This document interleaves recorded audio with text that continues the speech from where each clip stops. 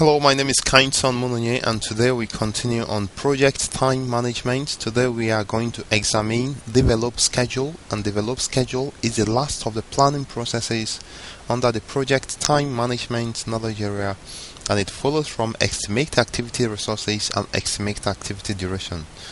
Now, develop schedule is the process of analyzing activity sequences, durations, resource requirements, and schedule constraints to create the project schedule model. So the key benefit of the develop schedule process is that by entering schedule activities, durations, resources, resource availabilities, and logical relationships into the scheduling tool, it generates a schedule model with planned dates for completing project activities. Let's now look at the ITTOs of the develop schedule process. We have about 13 inputs to the develop schedule process, and as we mention these inputs, we try to find out which process produces them as outputs. So the first one is the schedule management plan. Can you guess which process produces the schedule management plan? Yes, that is the plan schedule management. Resource calendars output from estimate activity resources. Resource breakdown structure is an output of define activities. If I'm not mistaken, it should be output of define activities. Resource breakdown structure, let me get it right, is an output of estimate activity resources. Okay, then activity resource requirement is also an output of estimate activity resources. Activity list and activity attributes is an output of define activities. Project staff assignment, an output of plan human resource management. Project scope statement is an output of defined scope. Network diagram is an output of sequence activities. Risk register is an output of identify risks. Activity cost estimate is an output of estimate costs under the project cost management knowledge area. And of course we have two other inputs, enterprise environmental factors and organizational process assets. Alright, for the tools and techniques of develop schedule, we have schedule network analysis, the critical chain method, the critical path method, which follows of course from the critical chain method, resource optimization techniques. We'll discuss these, and there are two of them. Resource leveling is one of them, and the second resource optimization technique is resource smoothing. So when we talk of resource optimization techniques, resource leveling and resource smoothing. Modeling techniques, will discuss what if analysis scenario or what if scenario analysis and simulation. Under schedule compression, we'll discuss fast tracking and schedule compression. We'll also look at leads and lags. I think this was used in sequence activities, and of course we'll use scheduling tools as a tool and technique for develop schedule. The develop schedule process produces the project schedule, the schedule baseline, schedule data, project calendars. Take note, project calendar is not the same as resource calendars. Resource calendars tells us the calendar date when resources will be available, but project calendars is a calendar that encompasses the whole time frame of the project. Now we have updates to the project management plan will be made during develop schedule, as well as updates to project documents. Let's take a closer look at these items. Why do we need the schedule management plan to develop schedule? Because the schedule management plan identifies the scheduling method and tool used to create the schedule and how the schedule is to be calculated.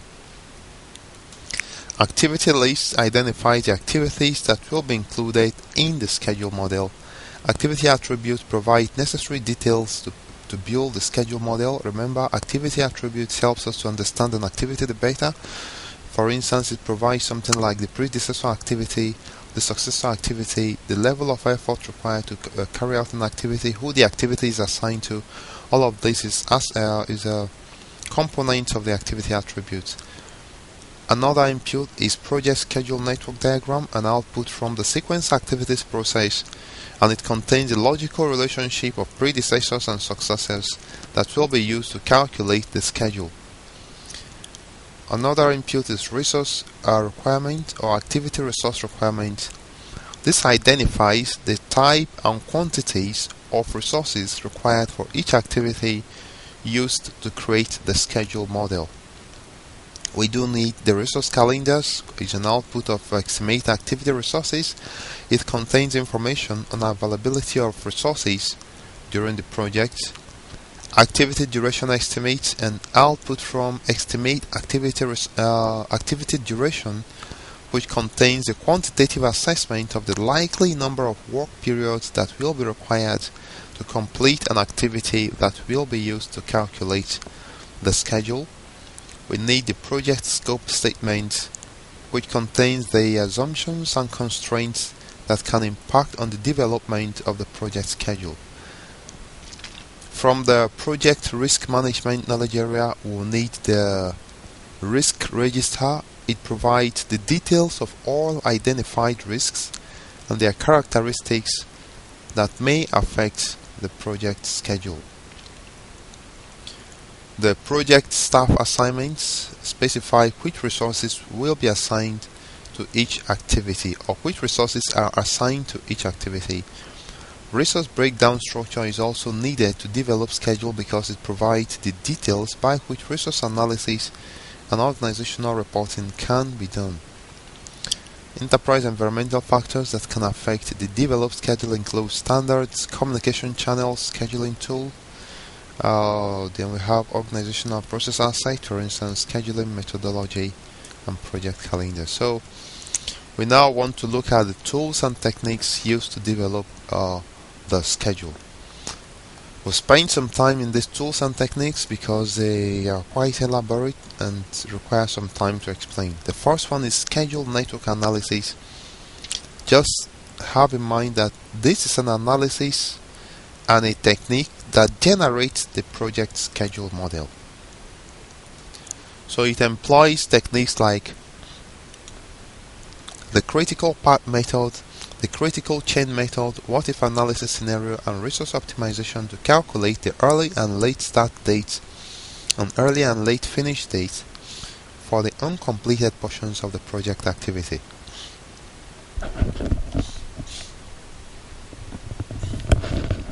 Some network paths may have points of path convergence or path divergence that can be identified and used in schedule compression analysis or other analysis. Yes, this is an important tool and technique, and that is the critical path method. Is normally used when developing the schedule, and is a very important tool and technique. It's a method used to estimate the minimum project duration and determine the amount of scheduling flexibility on the logical network paths within the schedule model.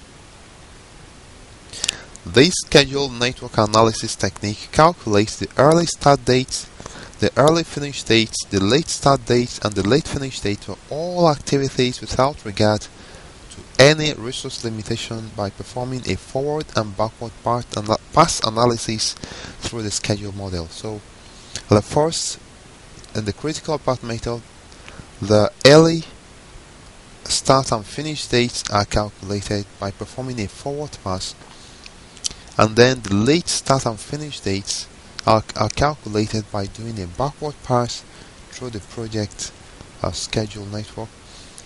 The critical path method, which is a method used to estimate the minimum project duration and determine the amount of scheduling flexibility on the logical network paths within the schedule model.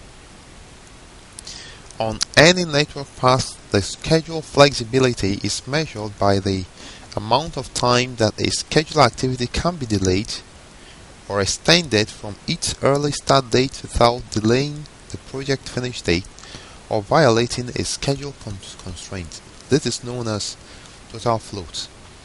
So what is total float? The amount of time an activity can be delayed from its early start date without delaying the project finish date.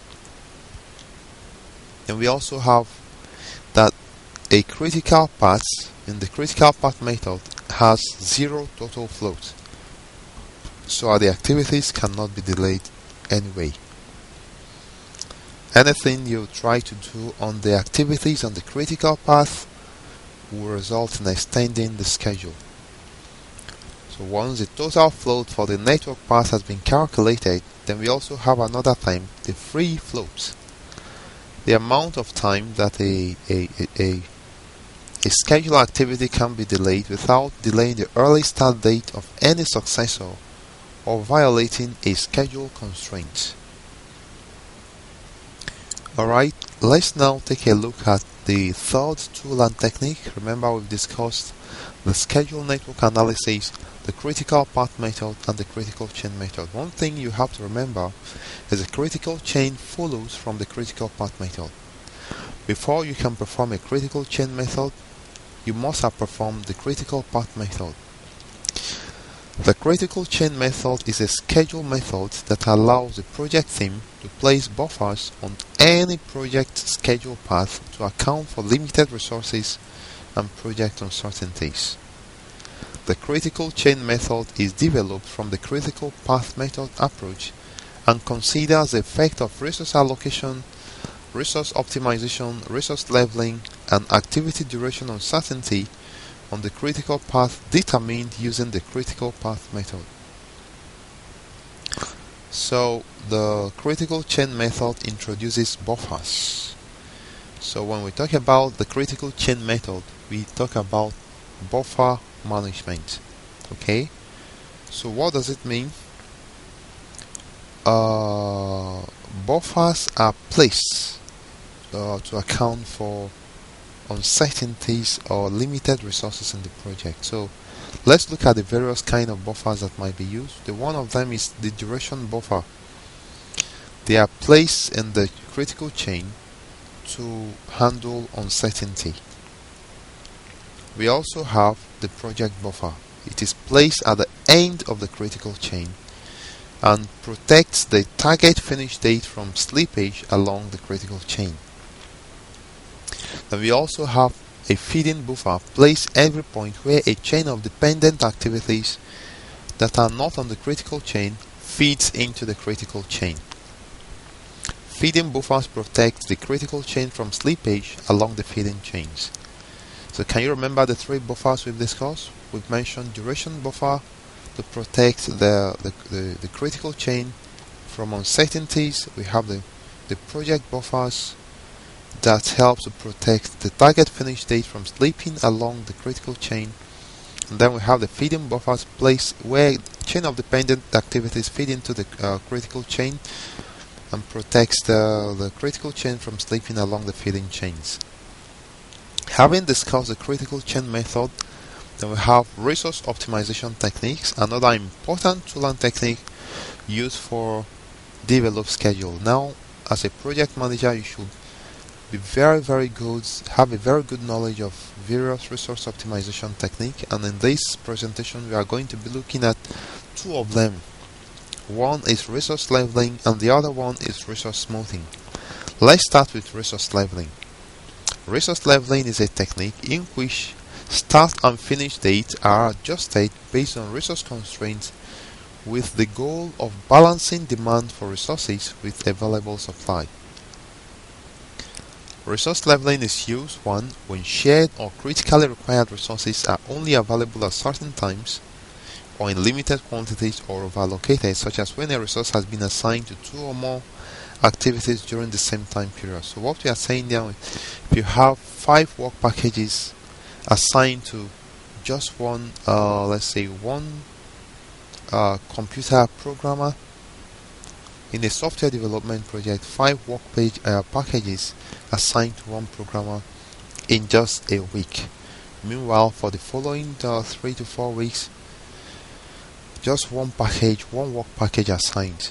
So at that particular 1 week that he has 3 work packages assigned, we can say he is over allocated, and resource leveling can be applied here.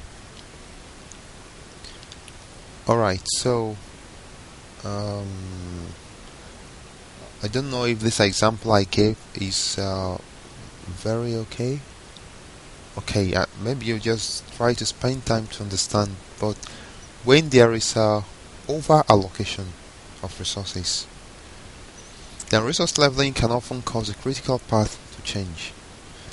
Then we have resource smoothing. Adjust the activities of a schedule model so that the requirement for resources on the project do not exceed certain predefined resource limits. For resource smoothing, the critical path is not changed. For resource leveling, the critical path is changed. Okay, so for resource smoothing, the completion date is not going to be delayed. It's only activities that might be delayed, but within their free or total float. Meaning that activity start dates or finish dates might be delayed, but it will not affect the project completion date. Another tool and technique used to develop schedule is modeling techniques. In this presentation, we are going to be looking at the what-if scenario analysis and the what-if scenario analysis and simulation. Let's take a look at this, starting with what-if scenario analysis. What-if scenario analysis is just like the name. It evaluates scenarios in order to predict their effect positively or negatively. So it's like a scenario analysis asking a question: what if the particular scenario, what will be the outcome? What is the advantage of what-if scenario analysis? It helps us to assess the feasibility of the project schedule under adverse conditions. It also helps in preparing contingency and response plans to overcome or mitigate the impact of unexpected situations. We also have simulation, which involves calculating multiple project durations with different site of activity assumptions, usually probability distributions constructed from the 3-point estimates to account for uncertainty. The most common simulation technique is the Monte Carlo analysis. Alright, so just have in mind that what-if scenario analysis and the simulation technique are examples of modeling techniques. Can you now remember the 5 tools and techniques we've discussed? Discuss project schedule network analysis, critical chain method, critical path method, what-if scenario, resource optimization techniques, and then we've discussed modeling technique. Now the 6th tool and technique is leads and lags. They are applied during network analysis to develop a viable schedule by adjusting the start time of successor activities. I think we discussed leads and lags in sequence activities.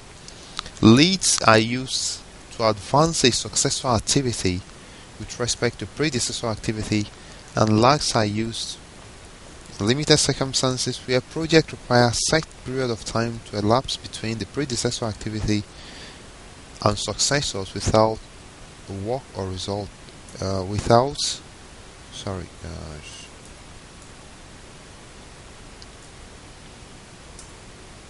Alright, so without work or resource impact. Let me quickly give you a definition of these terms, lead and lag. A lead is the number of duration an activity can be advanced before the finish date of the predecessor activity. A lag is a number of duration and an activity is delayed after the completion of the predecessor activity. So a lag can also be called waiting time. Another tool and technique we are going to look at is schedule compression. Schedule compression is used to compress or shorten the schedule duration without reducing the scope. In order to meet schedule constraints, impose dates or other schedule objectives, or other schedule objectives. So there are two techniques we are going to look at: crushing and fast tracking. Let's start with discussing crushing. It's a technique used to shorten the schedule duration for the least incremental cost by adding resources. So when you want to crush, you are adding more resources. So if you find out that the activities on the critical path are going over time, okay, so you have to crush to shrink the schedule back to the planned schedule duration. So some activities, example of schedule crushing activity include approving overtime, bringing additional resources, or paying to expedite delivery to activities on the critical path. Crushing works for activities on the critical path where additional resources will shorten the activity's duration. Crushing does not always produce a viable alternatives and may result in increased risk and cost. Let's now look at the next schedule compression technique, and that is fast tracking. Fast tracking is a compression technique in which activities or phases normally done in sequence are performed in parallel for at least a portion of their duration. For instance, constructing a foundation before completing all the architectural drawing. So doing activities in parallel, it means that these activities somehow will be able to overlap. Fast tracking will also increase risk and will also might also lead to rework. And fast tracking works if activities can be overlapped to shorten their duration. Scheduling tool is another tool and technique, or another technique used to develop schedule, and these are automated tools or software tools that can help in generating the start and finish dates, generate the network diagram, and also the schedule model. The scheduling tool might be used in conjunction with other project management softwares as well as manual methods. Alright, so let's continue to now the output of the developed schedule process. One of them is the schedule baseline. The schedule baseline is the approved version of the schedule model that can be changed only through formal change control procedures and is used as a basis for comparison to actual results. The schedule baseline is accepted and approved by the appropriate stakeholders as a schedule baseline with baseline start dates and baseline finish dates. During monitoring and controlling, the approved baseline dates are compared to the actual start and finish dates to determine whether variances have occurred. The schedule baseline is a component of the project management plan. Remember, the project management plan is made up of subsidiary plans as well as baselines.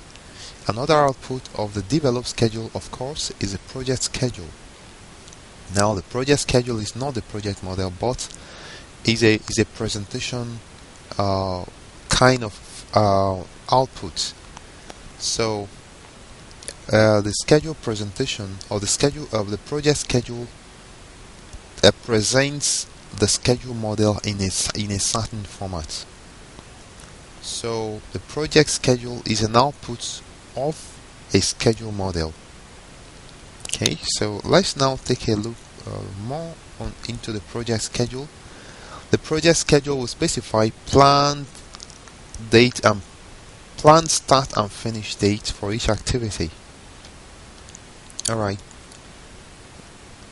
The project schedule, which is a schedule presentation, may be presented in summary form, sometimes referred to as master schedule or milestone schedule, or presented in detail.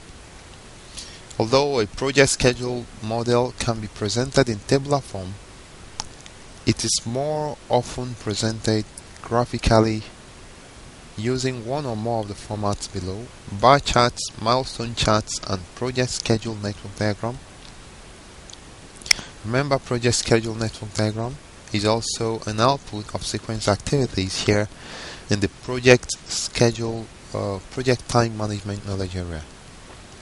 Let's now take a look at these presentation formats and see why they are necessary. The first one is bar charts. A schedule can be in form of a bar chart, also known as Gantt charts. It represents schedule information where activities are listed on the vertical axis, dates are shown on the horizontal axis, and activity durations are shown as horizontal bars placed according to start and finish dates. So bar charts are relatively easy to read. Remember, bar charts are frequently used for management presentation. Still on bar charts, for control and management communication, the broader, more comprehensive summary activity called hammock activity can be used between milestones or across multiple independent work packages and is displayed in a bar chart report. Then we have milestone charts are similar to bar chart but only identify the schedule, starts or completion of major deliverables and key external interfaces. So milestone charts present the milestones. I've given an example of a milestone chart there. Then we have project schedule network diagrams are used in activity or note diagram format, showing activity and relationship without a time scale, and they are sometimes referred to as pure logic diagram or presented in a time scale schedule network diagram format. It's sometimes called logic bar chart. So this is an example of project schedule network diagram. You've seen this before in the sequence activities. Another output of the developed schedule is the schedule data. The schedule data provides necessary details to support the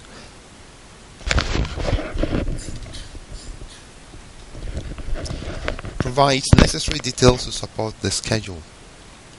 It's a collection of information for describing and controlling the schedule. It includes schedule milestones, schedule activities, activity attributes, and documentation of all identified assumptions and constraints.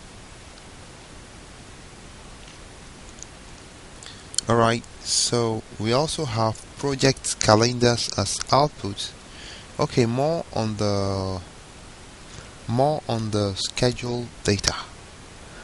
Information supplied as schedule data or supporting details include resource requirement by time period, alternative schedules such as base worst case scenarios, scheduling of contingency reserve.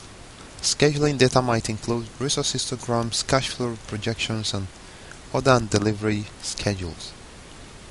Another output of the developed schedule process is the project calendars, which identifies working days and shifts that are available for scheduled activities. It distinguishes time periods in days or parts of days that are available to complete scheduled activities from time periods that are not available. Schedule model may require more than one project calendar to allow for different work periods for some activities to calculate the project schedule. The project calendar is an example of project document that might be updated from time to time. And another output from the developed schedule is project document update as well as a project management plan update.